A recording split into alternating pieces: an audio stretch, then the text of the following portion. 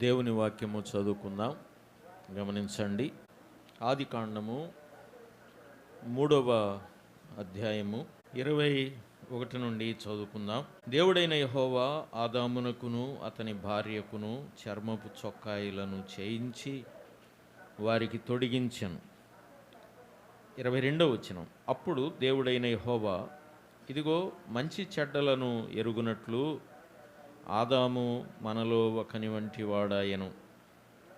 కాబట్టి అతడు ఒకవేళ తన చెయ్యి చాచి జీవవృక్ష ఫలములను కూడా తీసుకొని తిని నిరంతరము జీవించునేమో అని దేవుడైన యెహోవా అతడు ఏ నేల నుండి తీయబడినో దాన్ని సేద్యపరచుటకు ఏదెను తోట నుండి అతని పంపివేశెను. అప్పుడు ఆయన ఆదామును వెళ్ళగొట్టి ఏదెను తోటకు తూర్పు దిక్కున కెరూబులను జీవవృక్షమునకు పోవు మార్గమును కాచుటకు ఇటు అటు తిరుగుచున్న అగ్ని జ్వాలలను నిలువబెట్టెను. దేవుడు తన వాక్య భాగమును మన కొరకు, మన ఆరాధన కొరకు దీవించునుగాక. ప్రియమైన సోదరి సోదరులారా, మన జీవితపు యాత్రలో ప్రభు మనకిచ్చిన ఈ గొప్ప భాగ్యాన్ని బట్టి దేవునికి స్తోత్రాలు చెల్లిస్తున్నాం. మన ఆరాధనలో మన ప్రభువుని మనం జ్ఞాపకం చేసుకోవడం, సారికి ప్రభు దినమందు ఆత్మవశులమై ప్రభువుని జ్ఞాపకం చేసుకోవడం ఆరాధించే మన యొక్క అమూల్యమైన భాగ్యం.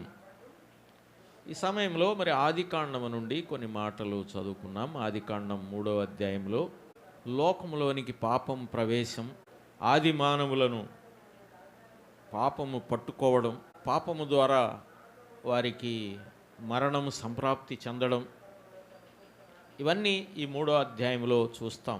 ఇక్కడ 3వ అధ్యాయము 14 నుండి వారు చేసిన ఆ తప్పిదమునకై, వారు చేసిన ఆజ్ఞ అతిక్రమమునకై చేసిన ఆదాము హవ్వలకు దేవుని తీర్పు వచ్చింది.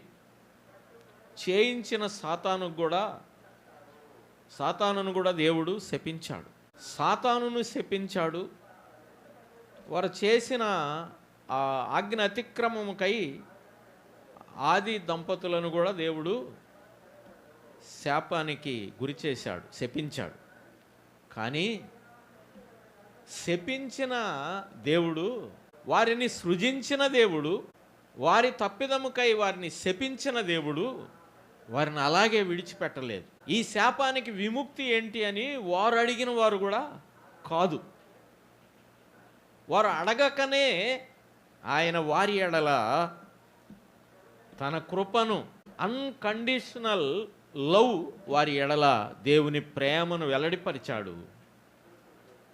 ఎలా ఆయన ప్రేమను వెల్లడిపరిచాడో ఇక్కడ 3వ అధ్యాయం 21వ వచనంలో మనం చూస్తాం. ఎలా వెల్లడిపరిచాడు? దేవుడైన యెహోవా ఆదామునకును అతని భార్యకును చర్మపు చొక్కాయిలను చేయించి వారికి వారికి అప్పుడు చొక్కాయిలు లేవా? 3వ అధ్యాయం 7వ వచనంలో మనం గమనిస్తాం కదా. 3:7లో అప్పుడు వారిద్దరు కన్నులు తెరవబడెను. అప్పుడంటే ఎప్పుడు? ఆజ్ఞ అతిక్రమించినప్పుడు కళ్ళు తెరవబడ్డాయి. అప్పుడు దాకా వారు దిగంబరులని వారికి తెలియదు, వారికి సిగ్గు తెలియదు.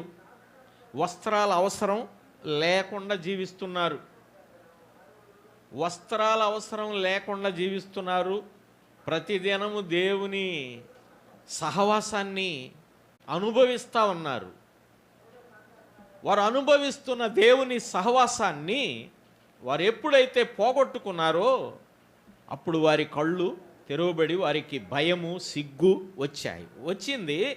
రావటమే కాకుండా వారు సొంత ప్రయత్నాలు ప్రారంభించారు. ఈ 7వ వచనంలో ఏమిటా సొంత ప్రయత్నం అంటే చూడండి. ఏంటా ప్రయత్నం? 3:7లో మనం చదువుతున్నాం. అప్పుడు వారిద్దరు కన్నులు తెరవబడెను. వారు తాము దిగంబరులమని తెలుసుకొని అంజూరపు ఆకులు కుట్టి తమకు కచ్చడములను చేసుకొనిరి. అంటే సొంతగా సిగ్గు కప్పుకుందామని సొంత ప్రయత్నాలు చేశారు. దేంతో చేసుకున్నారంటే ఆకులు కుట్టి చేసుకున్నారు. పచ్చి ఆకులు కుట్టి చేసుకుంటే ఎంత ఎంత టైం ఉంటాయి? ఎండ రాగానే గలగల ఎండి రాలిపోతాయి. అయినా వారి ప్రయత్నాలు వారిని కప్పిపుచ్చలేక పోతా ఉన్నాయి. వారు అలా కట్టుకుంటా ఉన్నారు, ఎండిపోతున్నాయి, రాలిపోతున్నాయి, కట్టుకుంటున్నారు, ఎండిపోతున్నాయి, రాలిపోతున్నాయి. వాళ్ళను వాళ్ళు దాన్ని సిగ్గు నుండి కాపాడుకోవడానికి వాళ్ళ ప్రయత్నాలు ఏమీ కూడా ఫలించటం లేదు. ఆ పరిస్థితిని గమనించిన దేవుడు వారికి రక్షణ వస్త్రాలు ఇవ్వడానికి 3:21 ఏ వస్త్రాలు ఇచ్చాడు? ఆ చర్మపు చొక్కాయి. ఆ చర్మపు చొక్కాయి తీయడానికి, చర్మము చొక్కాయిగా చేయడానికి ఆయన అక్కడ బలి పశువును వధించాడు. అక్కడే మన ప్రభు అయిన యేసుక్రీస్తు వారి బలి అనే పదము లేదు, కానీ చర్మపు రావడానికి ఆయన బలి అక్కడ జరిగింది. రక్తము చిందించబడింది, బలి జరిగింది. ఇప్పుడు అక్కడ చేయించి తొడిగించాను అని రాయబడింది. చేయించి ఎవరి చేత చేయించాడు, ఎవరి చేత తొడిగించాడు? చేయించుటలో దేవుని ప్రేమ, తొడిగించుటలో దేవుని ప్రేమ, కొలవలేని ప్రేమ. చేయించుటలో ఆయన ప్రేమ, తొడిగించుటలో అంటే తొడుక్కోవడానికి వారు ఇష్టపడలేదేమో, మాకు వద్దన్నారేమో, ఈ చర్మం ఏంది మేము కుట్టుకున్నాయి మాకు బాగున్నాయి అన్నారేమో. కానీ వారి ఇష్టాయిష్టాలతో పని లేకుండా దేవుడే వారికి తొడిగించాడు. తొడిగించిన తర్వాత 22లో ఏమంటున్నాడు? తొడిగించిన తర్వాత 22లో ఏమంటున్నాడు? అప్పుడంటే ఎప్పుడు? వారి సొంత వస్త్రాలు తీసివేసి దేవుడు సిద్ధం చేసిన వస్త్రాన్ని తొడిగించినప్పుడు, వారి సొంత వస్త్రాలు పక్కన పెట్టి అవి మీకు పనికిరావు, వాటి వలన మీకు శాశ్వత పరిష్కారం కాదు, మీ సొంత ప్రయత్నాలు శాశ్వత పరిష్కారం కాదని దేవుడే స్వయంగా చేయించిన ఆ బలి చేసి తీసిన ఆ వస్త్రాన్ని వీరికి తొడిగించిన తరువాత అప్పుడు దేవుడైన యెహోవా ఇదిగో మంచి చెడ్డలను ఎరుగునట్లు ఆదాము మనలో ఒకని వంటి వాడైన. మనలో అంటే త్రియేక దేవునిలో ఒకని వంటి వాడైన. అయితే నేను చెప్పాలనుకున్నది ఇక్కడ నుంచి ఉంది. ఇప్పుడు ఎవరిలో ఒకని వంటి వాడయ్యాడు? ఆదాము హవ్వలు. ఇట్లా చెప్పాలి, దేవునిలో ఒకని వంటి వాడు. దేవునిలో ఒకని వంటి వాడంటే దేవుని పక్కన వాళ్ళు నుంచున్నప్పుడు ఎవరు కనపడుతున్నారు? వాళ్ళు ధరించిన వస్త్రాలలో వారు దేవునితో ఒకని వంటి వారు అయ్యారు తప్ప, వారు వస్త్రాన్ని తీసేస్తే వారు దేవునితో ఒకని వారు కారు. వారు వస్త్రాన్ని తీస్తే వారు దేవునిలో ఒకని వంటి వారు కారు. కేవలం వారు ధరింపజేసిన వస్త్రాన్ని బట్టి వారు దేవునిలో ఒకని వంటి వారయ్యారు. మనం కూడా ఆరాధనకు పూర్వం, ఆరాధించే ఈ భాగ్యం మనకు రాక పూర్వం మనం కూడా ఎలా ఉన్నాం? ఒక మాట చూడండి, గలతీ పత్రికలో ఆ మాట చెప్తాడు చూడండి. 3:27 మీరు 3:27 చదువుతున్నాను. విశ్వాసము వలన దేవుని కుమారులై ఉన్నారు యేసుక్రీస్తునందు మీరందరూ అని 26, 27లో క్రీస్తులోనికి బాప్తిస్మము పొందిన మీరందరూ క్రీస్తును ధరించుకొని ఉన్నారు. ఎవరు ఈ పదములో ఎవరున్నారు? ఆరాధించే నువ్వు నేను మనమందరము ఉన్నాము. ఎందులో ఉన్నాం? మనము క్రీస్తుని ధరించుకున్నాం. అంటే చూసే దేవునికి ఎవరు కనపడుతున్నారు? మనము ధరించిన క్రీస్తు కనబడుతున్నాడు. ఇక్కడ కూడా ఆదాము హవ్వలు ధరించిన వస్త్రము, ఆ ధరించిన వస్త్రాన్ని బట్టి వారు దేవునిలో ఒకని వంటి వారయ్యారు. మనం కూడా ఆరాధించే మనం కూడా దేన్ని బట్టి దేవునిలో ఉన్నాం? మనము ధరించిన క్రీస్తుని బట్టి మనం ఆరాధికులమయ్యాం తప్ప ఇందులో మన గొప్పేమీ లేదు. ఆ ధరించిన క్రీస్తును పక్కన పెడితే మనము ఒట్టివారమే, మంటివారమే, శాపగ్రస్తులమే, పాపులమే. మనము ధరించిన క్రీస్తు ప్రభువారిని బట్టి మనము పరిశుద్ధులమయ్యాం, ఆరాధీకులమయ్యాం. ఇక ఏదైనా ధరించిన క్రీస్తుని బట్టి. ఇక్కడ ఆదాము హవ్వలు దేవునిలో ఒకని వంటి వారు ఎలా అయ్యారంటే వారు ధరించిన ఆ వస్త్రాన్ని బట్టి. ఏ వస్త్రం అది? యెషయా గ్రంథం 61వ అధ్యాయంలో యెషయా భక్తుడు చెప్పాడు. యెషయా గ్రంథం 61వ అధ్యాయము 10వ వచనము, మధ్యలో ఉంది. ఆయన రక్షణ వస్త్రములను నాకు ధరింపజేసి ఉన్నాడు. ఆయన రక్షణ వస్త్రములను నాకు ధరింపజేసి ఉన్నాడు. సొంత వస్త్రాలలో ఏమీ లేదు, ఆకులే కానీ అవి రక్తము చిందించబడితే వచ్చినవి కావు ఆకులు. కానీ వస్త్రం, రక్షణ వస్త్రం ఎలా వచ్చింది? మన కొరకు రక్తము చిందించుట ద్వారా, రక్త ప్రోక్షణ ద్వారా, ప్రాణము ధారపోయుట ద్వారా రక్షణ వస్త్రాలు వచ్చాయి ప్రియులారా. అయితే ఇంతటితోనే ఆదాము హవ్వలకు రక్షణ వచ్చిందా? మనలో ఒకని వంటి వాడని 22లో చెప్పాడు. రక్షణ వస్త్రాన్ని బట్టి మనలో ఒకని వంటి వాడు అయ్యాడు. అయితే మరి ఎందుకు తోటలోంచి వెళ్ళగొట్టబడ్డాడు? చూడండి, రక్షణ వస్త్రాన్ని ఇచ్చాడు, మనలో ఒకని వంటి వాడు అయ్యాడు. అయిన తర్వాత 24వ వచనములో అప్పుడు ఆయన ఆదామును వెళ్ళగొట్టి ఏదేను తోటకు తూర్పు దిక్కున కెరూబులను దేవవృక్షమునకు పోవు మార్గమును కాచుటకు ఇటు అటు తిరుగుచున్న ఖడ్గ జ్వాలలను నిలువబెట్టాను, వెళ్ళగొట్టాను. ఆ జీవవృక్ష ఫలము ఇచ్చే ఆ చెట్టు దగ్గరకు వెళ్ళకుండా ఖడ్గ జ్వాలల్ని కాపలా పెట్టాడు, వెళ్ళకుండా. ఎందుకు వెళ్ళకుండా కాపలా పెట్టాడో కూడా చెప్పాడు. మళ్ళీ ఈ ఫలాలు తిన్నట్టే ఆ ఫలాలు కూడా తింటారేమోనని వారిని వెళ్ళగొట్టాడు. మరి రక్షణ వస్త్రాన్ని ఇచ్చి వెళ్ళగొట్టాడు. వెళ్ళగొట్టిన తర్వాత, తోటలోంచి వెళ్ళగొట్టిన తర్వాత ఏం చేశాడు ఆదాం? ఆ మాట కూడా ఇక్కడ చెప్పాడు. చూడండి ఏమి చేశాడో 23వ వచనంలో. దేవుడైన యెహోవా అతడు ఏ నేల నుండి తీయబడెనో దానిలో కలవటానికల్లా ఇక్కడ 23లో. ఎందుకు 23వ వచనంలో కారణం, ఎల్లగొడతానికి కారణం, తీయబడెను దాని సేద్యపరుచుటకు ఏదేను తోటలో నుండి అతని పంపివేశాను అన్నాడు.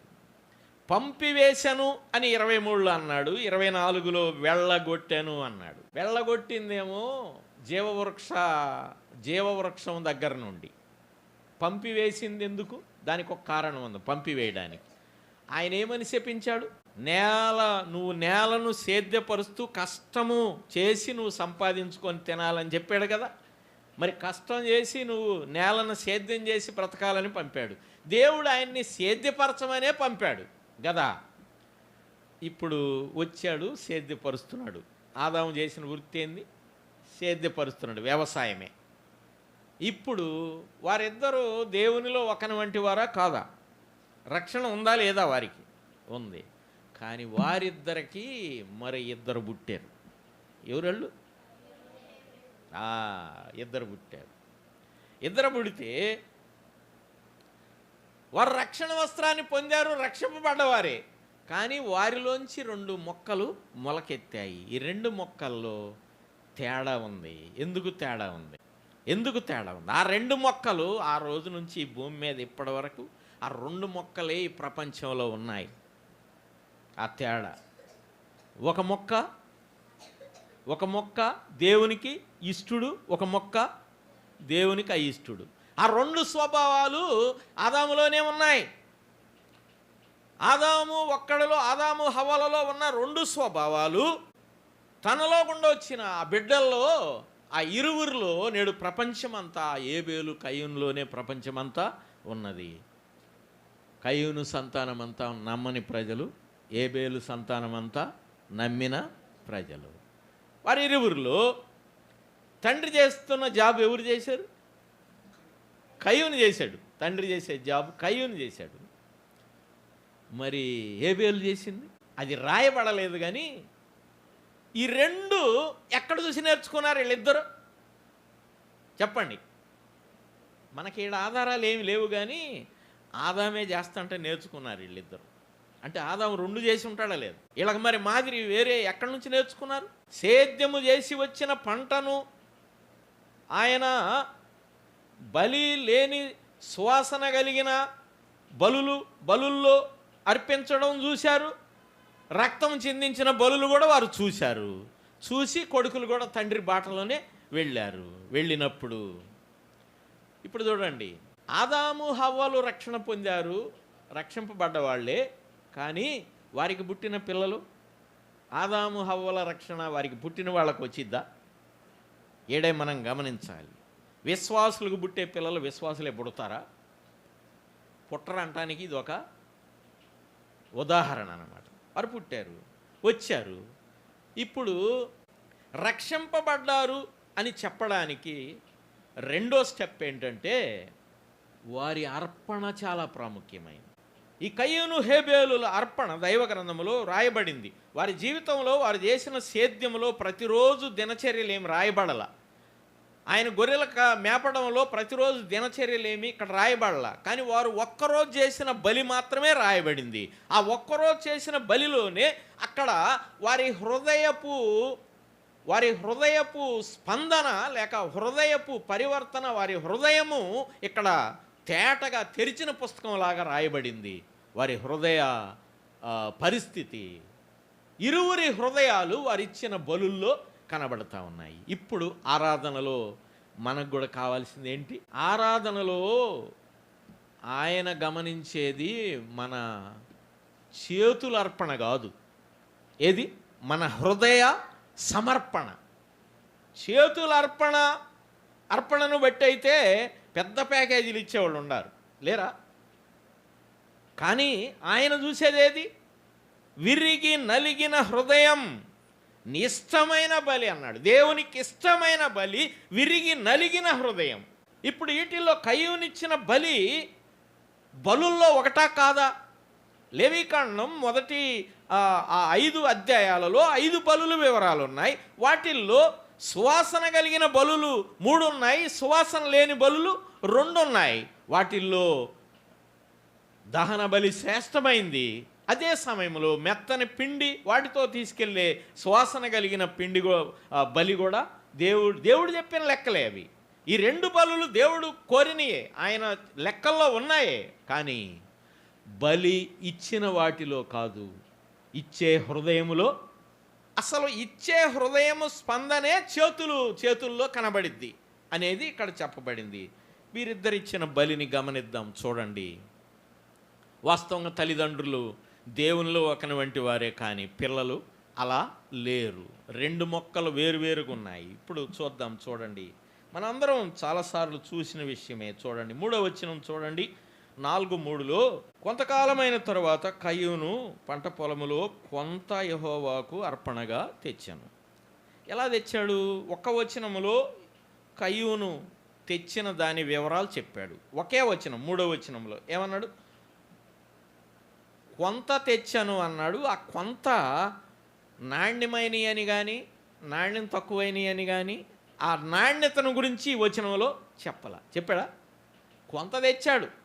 మరి ఆ కొంత నాణ్యమైనవన్నీ గోతానికి ఎత్తుకున్నాడు, ఆయనకి మిగిలిపోయినవి ఇచ్చాడు, ఏదో వివరాలు తెలియదు. కొంత అన్నాడు అంతే. అది ఎంత అనేది కూడా దాని విలువ కింద చూడవచ్చు. తర్వాత 4వ వచనంలో ఏబేలు కూడా, అంటే అన్నయ్యకలాగే, అంటే అర్పణ స్టార్ట్ చేసింది ముందు అన్నయ్యే. ఏబేలు కూడా తన మందలో, ఇక్కడ చెప్పాడు, తన మందలో తొలుచూలు పుట్టిన మొదట ఏందది? దేవునికి మొదటి పంట, ప్రథమ పంట ఆయనకి ఇవ్వాలని, అంటే తొలుచూలు ఇవ్వాలనేది హృదయ స్పందన చేతుల్లో కనబడిందా లేదా? అతని హృదయ స్పందన ఇచ్చే దానిలో కనబడుతుంది. తొలుచూలు పుట్టిన వాటిలో మళ్ళీ అటు ఇటు కాదు, క్రొవ్విన వాటిని కొన్ని తెచ్చాను అని. ఆయన కొంత తెచ్చాడు అన్నాడు, అవి ఎలాంటివో చెప్పలేదు. ఈయన కొన్ని తెచ్చాడు, అవి ఎలాంటివో చెప్పబడ్డాయి. ఎలాంటివి? తొలిచూలు పుట్టినవి, క్రొవ్వినవి అన్నాడు. అంటే దేవునికి ఇచ్చేవి హృదయంలోనే అసలు మంచి యుద్ధం, హృదయపూర్వకమైన స్పందన. ఆయన హృదయ స్పందన ఇక్కడ చెరొక వచనంలో రాయబడింది. కానీ కయ్యూను స్పందన పర్టిక్యులర్గా ఫలాందని చెప్పాల. కానీ ఇచ్చిన తర్వాత ఎవరికి ఇచ్చారు? బలి ఎవరికి? దేవునికి. కానీ తీసుకున్న దేవుడు చెప్తున్నాడు, దేవుడే మాట్లాడుతున్నాడు. దేవుడు ఏం చెప్పాడు? 5వ వచనం చూడండి, లేక 4వ వచనం ఆఖరి భాగంలో, యెహోవా హేబేలును అతని అర్పణను లక్ష్య పెట్టెను. కానీ వాస్తవంగా మోషే ఈ పదం రాశాడు, కానీ అక్కడ దేవుడు ఓపెన్గా నీ బలి నేను అంగీకరిస్తున్నానని అక్కడ చెప్పినట్టుగా లేదు. ఆ తర్వాత 5వ వచనంలో కయ్యూనును అతని అర్పణను ఆయన లక్ష్య పెట్టలేదు. ఒకవేళ ఈ బల్ల దగ్గర కనుక ఆయన స్వరం ఉండి ఇలా మనతో చెప్పగలిగితే అప్పుడు తెలుస్తుంది ఎంత అద్భుతంగా ఉంటుందో. కానీ స్వరము లేదు, కానీ ఆయన కన్నులున్నాయి ఈ బల్ల దగ్గర. స్వరం ఉంటే మనం నిలబడలేం. ఈడ గనక నీది కరెక్ట్గా ఉంది, నీది కరెక్ట్ లేదని ఆయన స్వరం గనక ఈడ ఉంటే మనం నిలబడలేము. కానీ ఏముంది, స్వరము లేదు, కానీ మనిషి నోరు తెరవపోయినా కళ్ళు చూస్తూ ఉంటాయి కదా. నేను ఇప్పుడు మీ అందరిని చూస్తున్నా, ఎవరు కరెక్ట్గా ఎలక్ట్గా ఉన్నారు, ఎవరు లేరు, ఎవరు నిద్రపోతున్నారు, మీ వైఖరి అంతా నాకు కనపడిద్ది. మీరందరు నన్ను ఒక్కడనే చూస్తారు, కానీ నేనైతే మీ అందరిని చూస్తున్నా. కానీ మన ప్రభు స్వరం ఎక్కడ లేదు, కానీ ఆయన కన్నులు ఉన్నాయి. ఒక్క రెఫరెన్స్ చూడండి, యోహాను సువార్త 4:23లో ఆ మాట రాయబడింది.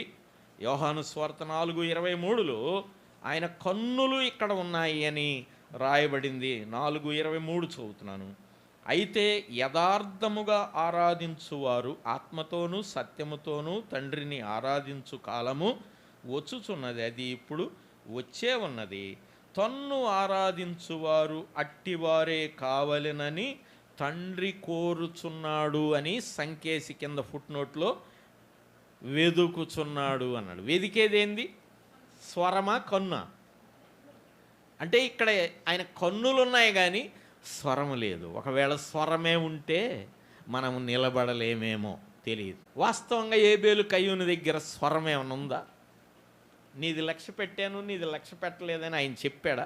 నువ్వెట్లా డిక్లేర్ చేస్తావని అంటారా? చూడండి ఆ మాట కూడా 5వ వచనంలో లక్ష్య పెట్టలేదు అనేది మోషే రాసిన మాట. కాబట్టి కయ్యూనుకు మిక్కిలి కోపము వచ్చి అతడు తన ముఖము చిన్నబుచ్చుకొనగా యెహోవా కయ్యూనుతో, నీకు కోపమేలా? నీ ముఖము చిన్నబుచ్చుకున్నావేమి? ఎందుకన్నాడు? నీది నాకు నచ్చలేదని చెబితే చిన్నబుచ్చుకున్నట్ట, చెప్పకపోతే చిన్నబుచ్చుకున్నాడా? ఈయన ఇక్కడ చెప్పలేదండి. అసలు ఆయన ఇచ్చిన అర్పణే సరిగ్గా లేదు కనుక ముఖం చిన్నబుచ్చుకున్నాడండి.